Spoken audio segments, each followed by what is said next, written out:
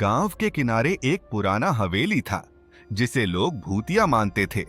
कहते थे कि उस हवेली में कोई ऐसा राज छिपा था जिसे जानने की हिम्मत किसी ने कभी नहीं की। रात होते ही हवेली से अजीब अजीब आवाजें आने लगती थीं, कभी किसी के चीखने की तो कभी हंसने की। एक दिन गांव में एक नया आदमी आया। उसका नाम था अजय। अजय निडर और तर्कशील था। उसे इन भूत प्रेत की कहानियों पर यकीन नहीं था। गांव वालों ने उसे हवेली के बारे में बताया, लेकिन अजय ने इसे सिर्फ अफवाह मानकर हंस दिया। उसने ठान लिया कि वह उस रात हवेली में जाएगा और लोगों के भ्रम को दूर करेगा। रात होते ही अजय ने एक टॉर्च और एक छोटी छड़ी लेकर हवेली की तरफ कदम बढ़ाया। हवेली के पास पहुंचते ही ठंडी हवा चलने लगी और अचानक पूरे गांव में बिजली चली गई। अब अजय के पास सिर्फ उसकी टॉर्च की रोशनी थी। हवेली के भीतर कदम रखते ही उसे अजीब सी घुटन महसूस हुई, मानो किसी अदृश्य शक्ति ने उसे घेर लिया हो।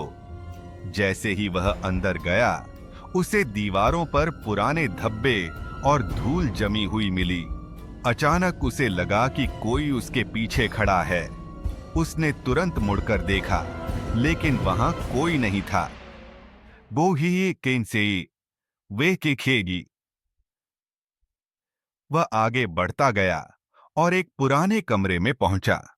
उस कमरे में एक पुरानी लकड़ी की कुर्सी थी जो धीरे धीरे हिल रही थी, जैसे कोई उस पर बैठा हो। अजय ने हिम्मत जुटाकर टॉर्च की रोशनी से कमरे को देखा।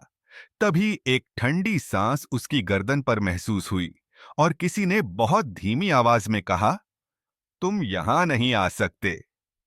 अजय के रोंगटे खड़े हो गए। उसकी टॉर्च अचानक बंद हो गई और चारों तरफ घना अंधेरा छा गया। उसे अब हवा में किसी की उपस्थिति का आभास हो रहा था। तभी दरवाजा जोर से बंद हो गया और कमरे में एक कड़क आवाज गूंज उठी। अब अजय को महसूस हो गया कि यह कोई अफवाह नहीं थी। आखिरी बार जो उसने देखा, वह एक सफेद छाया थी जो उसकी ओर तेजी से बढ़ रही थी। और उसके बाद हवेली के अंदर से एक भयानक चीख सुनाई दी, जिसे गांव के लोगों ने भी सुना। अगली सुबह जब गांव वाले हवेली के पास गए, तो उन्होंने दरवाजा खुला पाया, लेकिन अजय का कोई नामो निशान नहीं था। बस हवा में एक ही बात गूंज रही थी, तुम यहां नहीं आ सकते। आज तक अजय का क्या हुआ, यह कोई नहीं जान पाया और वह हवेली फिर से हमेशा के लिए वीरान हो गई।